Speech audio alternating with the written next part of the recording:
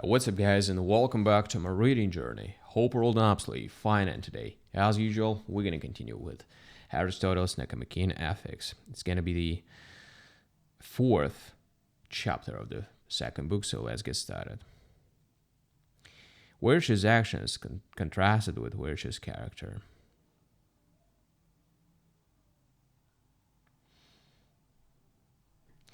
Someone might be puzzled, however, about what we mean by saying that we become just by doing just actions and become temperate by doing temperate actions.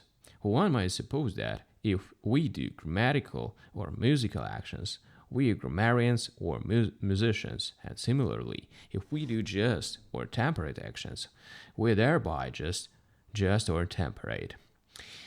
Or actions are sufficient in the case of crafts as well, for it is possible to produce a grammatical result by chance or by following someone else's instructions. To be grammarians, then, we must both produce a grammatical result and produce it grammatically. That is to say, produce it in accord with the grammatical knowledge in us. Moreover, in any case, what is true of crafts is not true of virtues, for the products of a craft determine by their own qualities whether they have been produced well, and so it suffices that they have the right qualities when they have been produced. But for actions in accord with the virtues to be done temperately or justly, it does not suffice that they themselves have the right qualities. Rather, the agent must also be in the right state when he does them. First, he must know that he is doing them.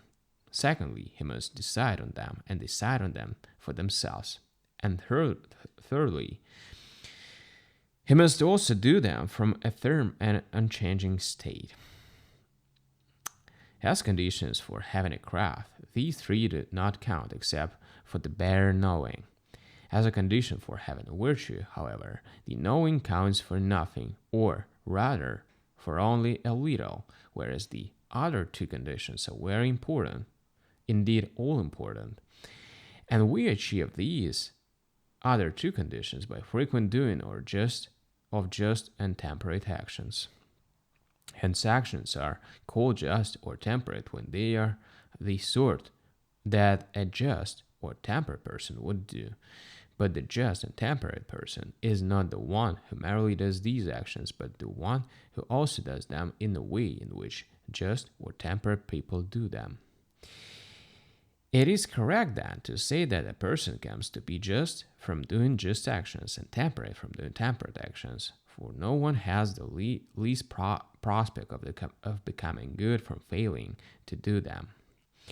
The many, however, do not do these actions. They take refuge in arguments, thinking that they are doing philosophy and that this is the way to become excellent people. They are like a sick person who listens attentively to the doctor but acts on none of his instructions.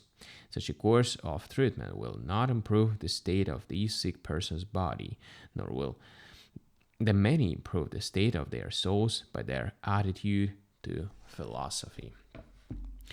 Alright, guys, so we've done with another chapter, and as usual, we're going to continue tomorrow on the next one. Thank you for joining me today in this video and this reading session. Hope you enjoyed the journey. See you tomorrow. Bye.